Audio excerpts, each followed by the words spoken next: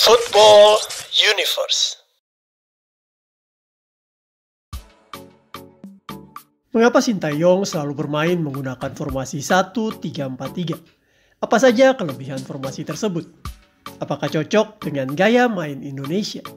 Berikut penjelasannya. Please like, komen, share, dan subscribe channel ini jika cerita-cerita sepak bola kami bermanfaat. Dalam beberapa laga terakhir, Timnas Indonesia Senior maupun Timnas U23, Sintayong selalu menggunakan formasi 1-3-4-3. Sepertinya Timnas akan terus bermain menggunakan formasi ini ke depan, meskipun pernah juga Sintayong mencoba beberapa formasi lain. Secara keseluruhan, jika kita mengamati pertandingan Timnas, para pemain sudah mulai dapat bermain dengan gaya 1-3-4-3 ini. Saat menyerang, para pemain sudah dapat mengalirkan bola dengan sangat efektif. Dan saat bertahan, para pemain cukup kompak untuk menutup pergerakan lawan dengan formasi ini. Mengapa Sintayong sangat suka dengan formasi ini? Jika kita flashback ke belakang, kita dapat menemukan benang merah dari formasi kesukaan Sintayong ini. Ternyata tak hanya Sintayong, tetapi rata-rata pelatih Korea Selatan saat ini sangat suka menggunakan formasi ini. Semuanya bermula di tahun 2002 ketika Korea Selatan menjadi tuan rumah Piala Dunia 2002. Waktu itu timnas Korea Selatan dilatih oleh seorang pelatih jenius Belanda bernama Guus Hiddink. Permainan Korea dipolesnya menjadi sangat indah dengan balutan formasi dasar 1-3-4-3. Alhasil, seperti kita ketahui, waktu itu Korea Selatan mampu mengalahkan tim-tim kuat Eropa seperti Spanyol, Portugal, dan Italia, serta melaju sampai babak semifinal Piala Dunia 2002. Terlepas dari anggapan sebagian orang bahwa Korea dibantu wasit, tetapi jika disimak secara baik-baik, maka cara main Korea Selatan benar-benar berkembang waktu itu. Karena momen ini, maka para pemain Korea Selatan waktu itu sangat terinspirasi dengan formasi 1-3-4-3 ini. Dan di level klub Liga Korea Selatan, mereka rata-rata menggunakan formasi ini. Sehingga formasi 1-3-4-3 ini menjadi formasi favorit yang dimainkan di seantero Korea Selatan. Beberapa nama yang kemudian menjadi pelatih saat ini masih sangat suka dengan formasi tersebut, termasuk diantaranya Sintayong bersama Indonesia, Kim Pan-gong bersama Malaysia, dan bahkan mantan pelatih Vietnam, Park Hang-seo juga membawa kejayaan Vietnam dengan formasi 1-3-4-3. Kecintaan para pelatih Korea terhadap permainan formasi 1-3-4-3 memang sangat beralasan, karena ternyata formasi ini menawarkan banyak keuntungan. Formasi ini pertama kali populer di tahun 1980-an, ketika total football Belanda berkembang dan menguasai dunia. Ada dua tokoh yang mempopulerkan formasi ini, yaitu Rinus Michels dan Johan Cruyff. Awalnya Michels masih tidak terlalu berani memainkan formasi 1-3-4-3 secara langsung. Biasanya dia menggunakan formasi 1-4-3-3 dahulu, setelah dapat menguasai pertandingan, baru di-switch menjadi 1-3-4-3.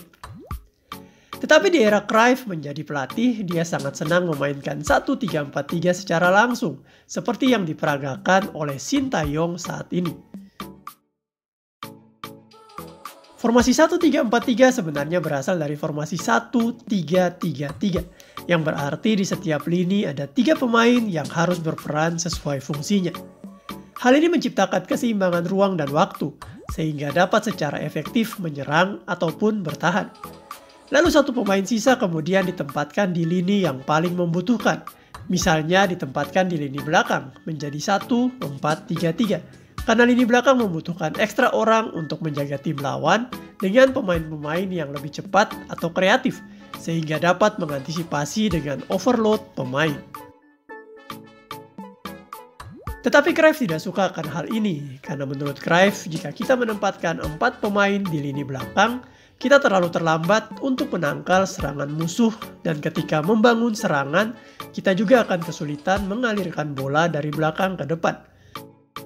Sehingga Cruyff kemudian menempatkan pemain lebih banyak di lini tengah. 4 pemain lini tengah sangat efektif baik saat bertahan maupun menyerang, kata Cruyff. Hal ini karena saat bertahan kita dapat memutus serangan lawan lebih cepat, yaitu di lini tengah. Apalagi jika pressing para penyerang kita lebih aktif, maka bola akan sulit melewati lini tengah kita. Kemudian saat menyerang, kondisi 4 gelandang ini akan menciptakan banyak alternatif untuk mengumpan, sehingga aliran bola dapat cepat dilakukan seperti yang saat ini pemain-pemain timnas Indonesia lakukan. Pengajaran Cruyff ini kemudian berkembang ke penerus-penerusnya. Salah satu penerus Cruyff yang saat ini mendominasi sepak bola dunia adalah Pep Guardiola. Manchester City kini adalah raksasa sepak bola dunia berkat mempraktekkan ilmu 1-3-4-3 karya Cruyff. Permainan indah yang dipraktekkan pun karena Pep Guardiola benar-benar mempraktekkan ajaran-ajaran Cruyff yang dikembangkan menjadi sepak bola modern.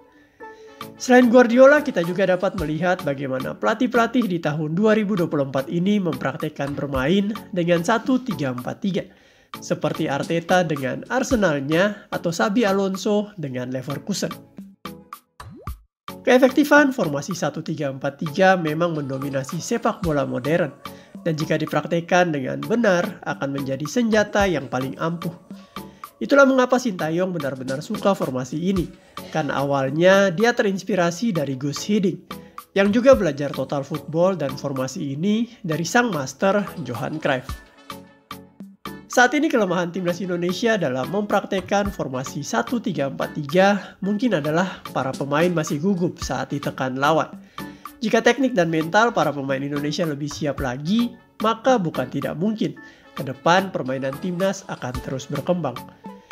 Datangnya para pemain keturunan yang rata-rata adalah pemain-pemain Belanda juga sangat menguntungkan Sintayong, karena ketika berbicara cara main total football dan cara main 1-3-4-3 itu sudah menjadi makanan harian mereka sejak dari kecil.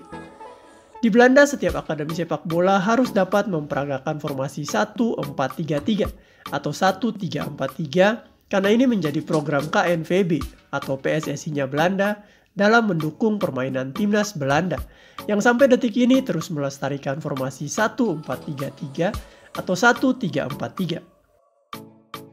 Terlihat jelas ketika Jay Itzes, Justin Hapner atau Nathan Cho memegang bola. Mereka sangat tenang di lini belakang dan mampu mengatur tempo bermain. Saat di press mereka tidak cepat-cepat menyapu bola ke depan seperti yang biasa dilakukan para pemain Liga 1. Lalu gelandang-gelandang seperti Sandy Walsh, Patinama, Ivar Jenner, dan Tom Haye bermain sangat taktis di lini tengah untuk mengalirkan bola. Kemampuan mereka melihat dan scanning di sekeliling lapangan juga cukup cepat karena telah tahu posisi permainan 1-3-4-3. Lalu untuk striker-striker seperti Orat Mangun dan Rafael Strijk, mereka juga bermain dengan sangat taktis, berlari ke posisi yang benar, serta saat bertahan selalu melakukan press lawan dengan efektif. Hal ini membuat permainan timnas berubah total, dari yang dahulu sulit banget mengalirkan bola dari kaki ke kaki, kini mampu membangun serangan dengan bola dari kaki ke kaki. Dahulu yang tak bisa bermain kombinasi 1-2, kini beberapa kali terlihat gol Indonesia tercipta dari situasi tersebut. Pemain-pemain lokal juga dapat belajar banyak dan menaikkan permainan mereka ke level dunia. Dan kalau sekarang kita lihat cara mainnya timnas sudah lebih mirip Manchester City ataupun Arsenal. Kedepan tentunya timnas akan terus berkembang, apalagi jika datang beberapa pemain kelas dunia yang menjadi WNI. Kekuatan sepak bola kita akan meningkat berkali-kali lipat dan bukan tidak mungkin impian untuk masuk Piala Dunia akan tercapai. Meskipun memiliki banyak kelebihan, formasi 1-3-4-3 juga memiliki beberapa kekurangan. Seperti jika back sayap terlalu naik ke depan, maka posisi bertahan akan kosong dan sulit untuk di-cover. Juga saat pivot tengah dua orang tak bermain maksimal, maka akan sulit menandingi pivot lawan yang mungkin menang jumlah. Tetapi hal-hal ini akan terus coba diantisipasi oleh Sintayong dan para pemain.